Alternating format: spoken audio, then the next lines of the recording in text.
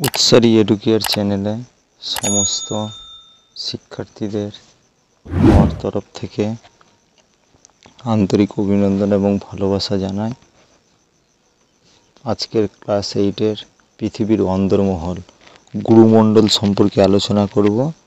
এটা সবিস্তারে বইয়ে অল্প বা ছোট করে দেয়া আছে। এখানে আমি ইন ডেপথ এবং ডিটেলস দেয়া আছে, একটু হাই লেভেলের করা আছে। তোমরা সকলে পড়তে থাকবে এটা ভালো করে।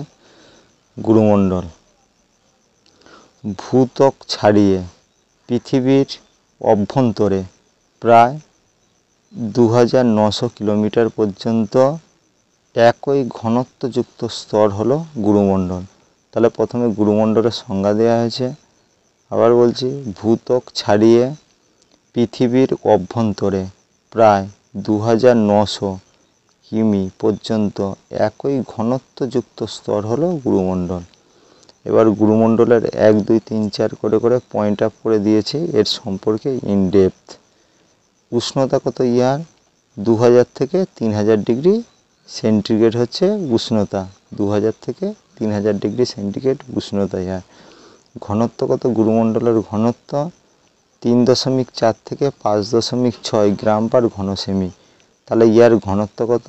3.4 থেকে 5.6 গ্রাম পার ঘন সেমি। এই স্তরের প্রধান উপাদান হলো লোহা, নিকেল, ক্রোমিয়াম, ম্যাগনেসিয়াম ও সিলিকন।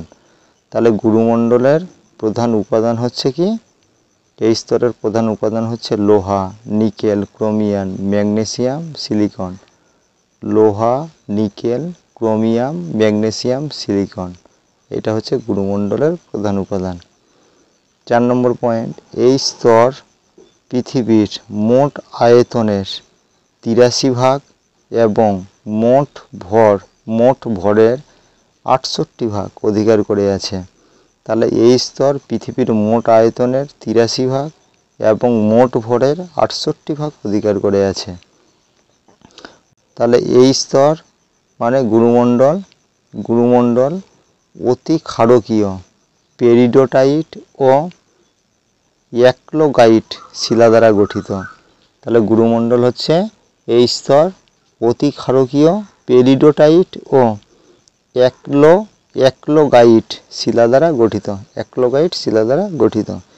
পি তরঙ্গের গতিবেগ 7.9 থেকে 8.2 কিমি পার সেকেন্ড।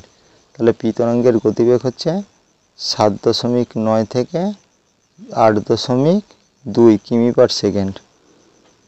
গড় চাপ হচ্ছে 2500 থেকে 2900 কিলোবার। তাহলে ইহার যে চাপ রয়েছে, এই অভ্যন্তরীণ চাপটা কত? 2500 থেকে 2900 কিলোবার। এই স্তরকে প্রধানত দুটি ভাগে ভাগ করা যায়, যথা একটা হচ্ছে ক্রোফেসীমা আর একটা হচ্ছে নিফেসীমা। তাহলে এই স্তরকে কয় ভাগে ভাগ করা যায়? দুটি ভাগে ভাগ করা যায়, একটা ক্রোফেসীমা আর একটা হচ্ছে নিফেসীমা। এবার ক্রোফেসীমা সম্পর্কে এবং নিফেসীমা সম্পর্কে এইদিকে ডিটেলস দেওয়া আছে। গুরুমণ্ডলের 30 থেকে 700 কিলোমিটার পর্যন্ত অংশে ক্রোমিয়াম, লোহা, সিলিকন, ম্যাগনেসিয়াম প্রাধান্য দেখা যায়। এটি হলো ক্রোফেসীমা স্তর। তাহলে হচ্ছে ক্রোফেসীমা স্তরটা কি রয়েছে? গুরুমণ্ডলের 30 থেকে 700 কিলোমিটার পর্যন্ত অংশে ক্রোমিয়াম, লোহা, সিলিকন ও ম্যাগনেসিয়ামের প্রাধান্য দেখা যায়। এটি হলো ক্রোফেসীমা স্তর। গুরুমণ্ডলের 700 থেকে 2900 কিলোমিটার পর্যন্ত অংশে নিকেল, লোহা, সিলিকন, ম্যাগনেসিয়ামের প্রাধান্যের জন্য এই স্তরকে নিফেসীমা বলা হয়। তাহলে নিফেসীমা হচ্ছে গুরুমণ্ডলের 700 থেকে 2900 কিলোমিটার অংশে নিকেল, লোহা, সিলিকন, ম্যাগনেসিয়ামের আধিক্যের জন্য এই স্তর হলো নিফেসীমা। এটা হচ্ছে নিফেসীমা। আচ্ছা, এখানে এই ছবি দেওয়া হয়েছে, ছবি দিয়ে এটা হচ্ছে গুরুমণ্ডল, এই পুরো স্তরটা। এটা হচ্ছে ক্রোফেসীমা, এটা নিফেসীমা, এটা হচ্ছে অ্যাস্তনোস্ফিয়ার। করে এরকম ছবিটা দিয়ে দেবে।